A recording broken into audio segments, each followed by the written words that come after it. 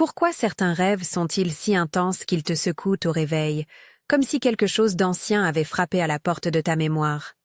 Si, au sortir du sommeil, tu restes suspendu entre étonnement et effroi, convaincu d'avoir reçu un message qui dépasse ton quotidien, il existe une lecture ancienne, troublante et puissante, qui peut éclairer ces nuits. Selon certains manuscrits retrouvés à Nag Hammadi et d'après des enseignements attribués dans certains écrits au cercle christique ancien, ces rêves ne sont pas de simples résidus d'activité neuronale. Ils peuvent être des éclairs d'anamnésis, des appels d'une mémoire primordiale qui tente de se reconnecter. Tu me laisseras te conduire doucement dans cette perspective. Je ne prétends pas fournir une vérité définitive sur le rêve. Il y a des explications psychologiques, neurologiques et spirituelles, et elles peuvent coexister. Mais je veux te présenter une hypothèse enracinée dans une tradition interprétative qui joue la carte du corps, de la mémoire et d'une architecture cosmique particulière. Si cette approche t'intrigue, écris le mot « reconnaissance » dans les commentaires. J'aimerais savoir combien d'entre vous ont vécu des nuits semblables. Reste avec moi. Je vais aussi te proposer un protocole simple à tester en toute sécurité chez toi. Commençons par le contexte. En 1945, dans une jarre au sud de l'Égypte, des manuscrits furent mis au jour. Un ensemble de textes qui ont bouleversé la façon dont certains chercheurs et praticiens voient les premières formes de spiritualité chrétienne et les voies de connaissances secrètes. Ces écrits, rassemblés sous le nom de Nag Hammadi, contiennent des dialogues, des paraboles et des spéculations métaphysiques où apparaissent des notions particulières. La monade, le démiurge, les archontes. Dans l'un des textes souvent cités par les praticiens modernes, l'Évangile de Philippe, on trouve des images de souvenirs intérieurs et de marques que le corps conserverait comme signature d'une origine non matérielle. Je dis bien, selon ces textes, ce sont des propositions interprétatives, pas des dogmes universels. Quand j'emploie des mots comme « monade », je les définis brièvement pour que tu puisses suivre. La monade, dans ce vocabulaire, est la source originelle, une étincelle de ce qui est vivant en toi, l'élément divin ou pneumatique selon la tradition. Le démiurge désigne la force ou l'intelligence qui a structuré le monde matériel. Ce n'est pas nécessairement une figure morale simple, mais plutôt la matrice qui maintient la réalité sensible. Les archontes sont des entités ou des fréquences qui, selon ces récits, interfèrent avec la perception humaine, obscurcissent la mémoire et entretiennent l'oubli. Enfin, l'anamnésis, que j'appellerais aussi la remémoration primordiale, est l'éveil de souvenirs profonds liés à cette origine. C'est cette remémoration qui, d'après la lecture proposée, peut transparaître dans des rêves d'une intensité inhabituelle. Maintenant, observe ton propre vécu. Certains rêves te paraissent comme des visites. Tu sens qu'on t'a conduit ailleurs, que tu as connu un autre espace-temps. D'autres sont des visions, scènes pleines de symboles, d'architecture secrète, de révélations, et d'autres encore te laissent avec une injonction, une parole intérieure qui semble s'imposer avec autorité. La tradition à laquelle je me réfère propose une liaison inattendue entre ces types oniriques et 3 marques corporelles.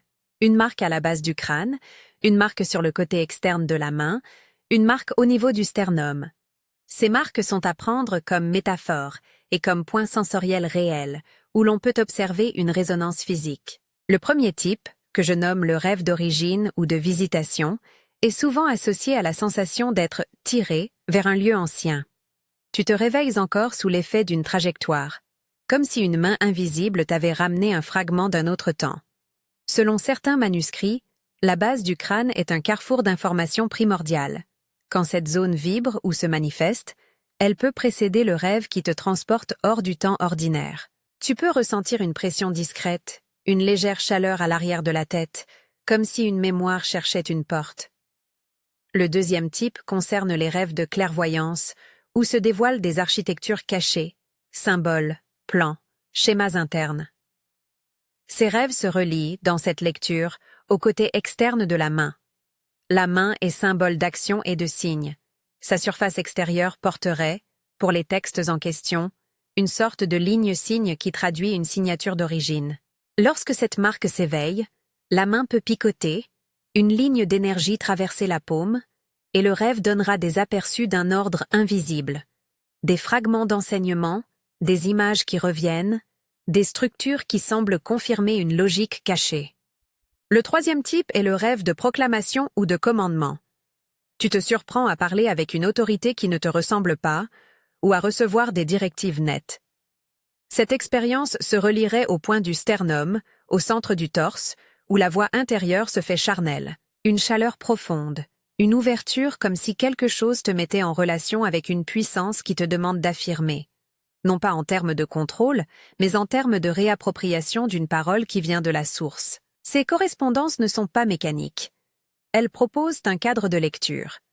Quand tu connais la qualité du rêve, tu peux vérifier ton corps et voir si une résonance existe. C'est ici que j'introduis une procédure douce, conçue pour être utilisée la veille du sommeil, en toute sécurité. Je l'expose comme une expérience de vérification. Un protocole empirique que tu peux suivre pour constater par toi-même si une relation se dessine entre ton vécu onirique et ses points corporels. Commence par t'installer dans un lieu calme, quelque chose de simple et d'intime.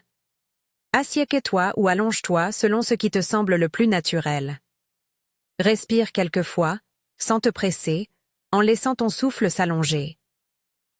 Observe les sensations comme on inspecte une vieille maison, sans jugement, simplement pour repérer ce qui vibre. D'abord, place doucement la paume de ta main à la base de ton crâne, là où le cuir chevelu rencontre l'occiput. N'appuie pas fort, reste à l'écoute. Note si une chaleur, un frémissement, une pression légère apparaissent. Si rien ne se passe, c'est déjà une information. Si quelque chose se manifeste, permets-toi d'observer sa texture. Est-ce une onde chaude? Un picotement? Une sensation de tiraillement vers l'extérieur? Ensuite, porte attention à la face externe de ta main dominante. Passe la main opposée le long de ce côté, depuis le petit doigt jusqu'au poignet, comme si tu retraçais une ligne invisible. Là où la tradition parle d'une ligne, tu peux percevoir un point de sensibilité, un interstice où se loge une mémoire de gestes ou de signes. Rappelle-toi que cette main est également l'outil par lequel tu agis dans le monde. La rendre consciente, c'est la remettre en relation avec la source présumée. Enfin, pose 2 doigts au-dessus du sternum, au centre du thorax. Là, cherche la profondeur de la sensation. Beaucoup de personnes parlent d'une chaleur qui se diffuse, d'une expansion, d'un calme soudain. Dans le cadre de cette lecture, ce point est lié à la parole précipitée en rêve. Quand il frémit, la nuit peut apporter des messages où la voix intérieure a un ton impératif ou révélateur. Une fois ces points explorés, et sans forcer, tu dis ces 9 mots à voix basse ou intérieurement. Je me souviens. Ma lumière retrouve sa voix première. C'est une formule simple, laïque en apparence, mais pensée pour résonner avec l'idée d'anamnésis. Un appel à la mémoire. Selon les textes que j'ai mentionnés, des formules de reconnaissance et des paroles actives étaient utilisées pour faire vibrer la signature corporelle et faciliter la remémoration. Ici, je t'offre une version mesurée et non dogmatique. Répète la phrase si elle te semble juste. Si, à un moment, tu te sens mal à l'aise, arrête. Ton bien-être prime.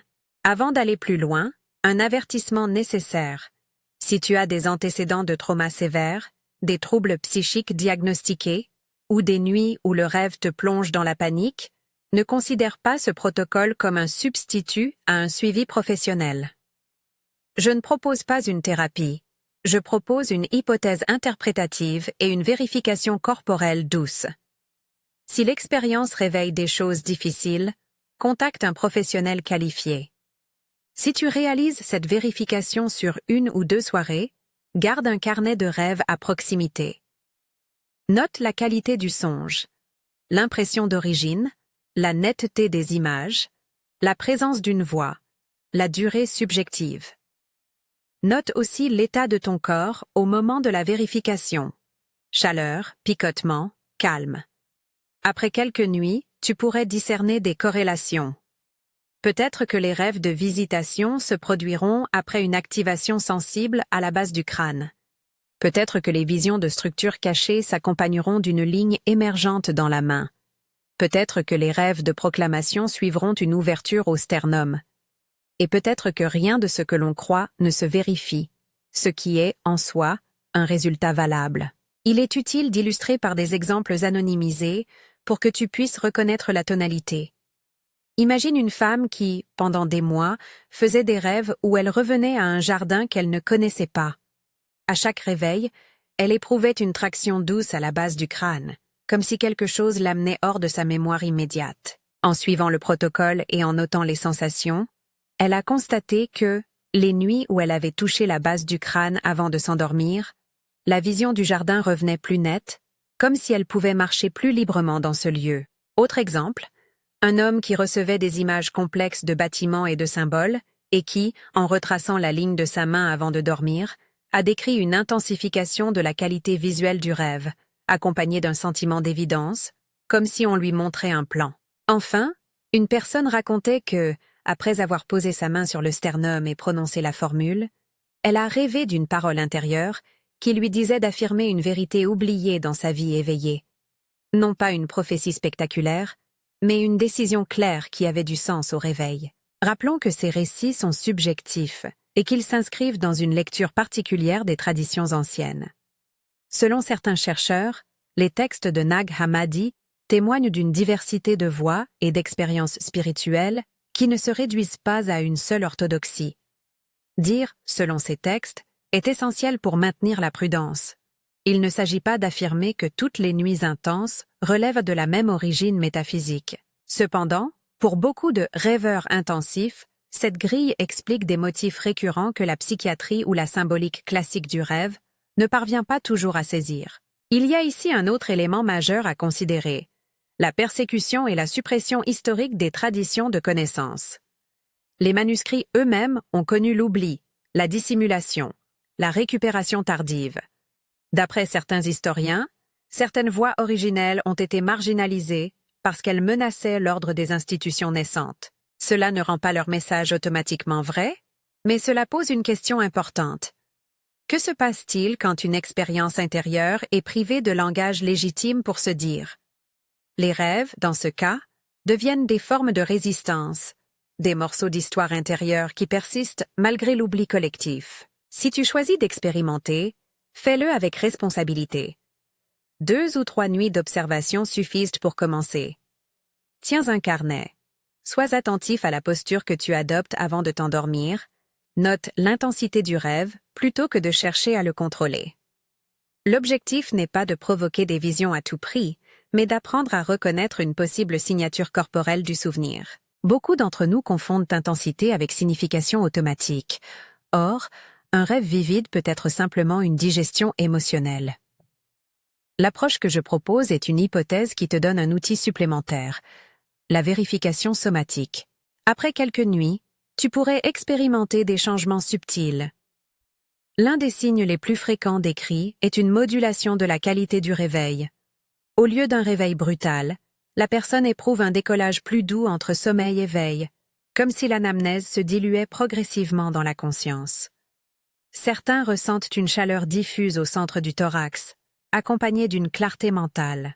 D'autres évoquent une pulsation à la base du crâne, suivie d'images plus ordonnées.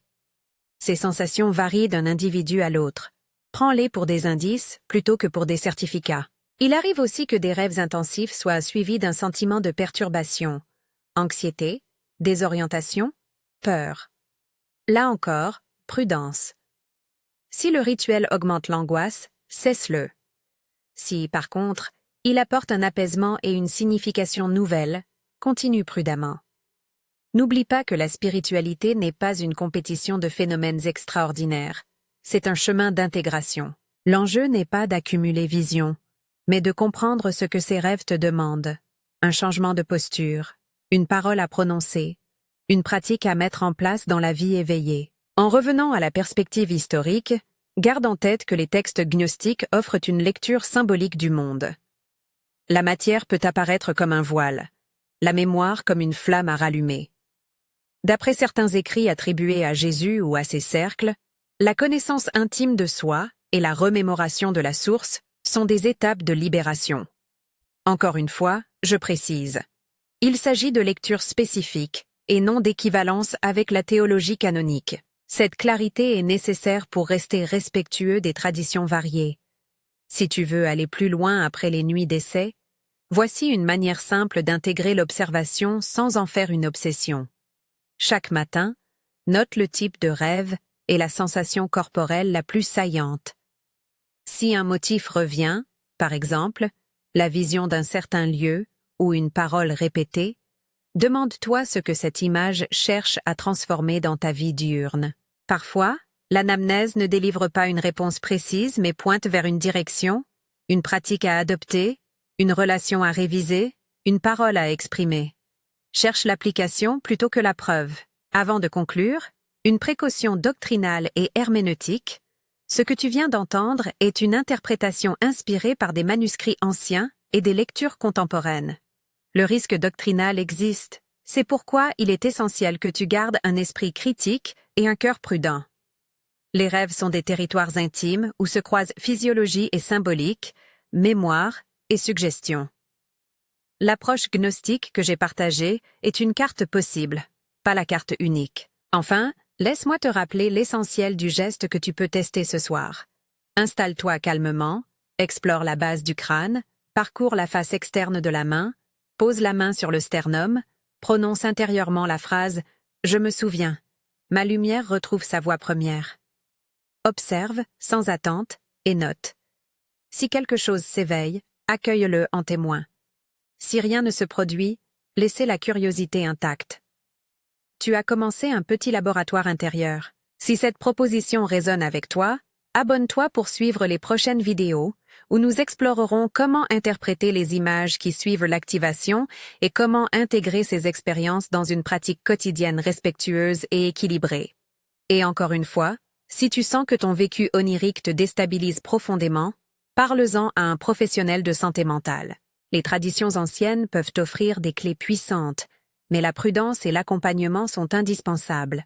Que tes nuits te parlent avec douceur, que ta mémoire retrouve ses échos sans violence, et que, quel que soit le sens de tes rêves très intenses, tu trouves une voie qui te rende plus présent à toi-même.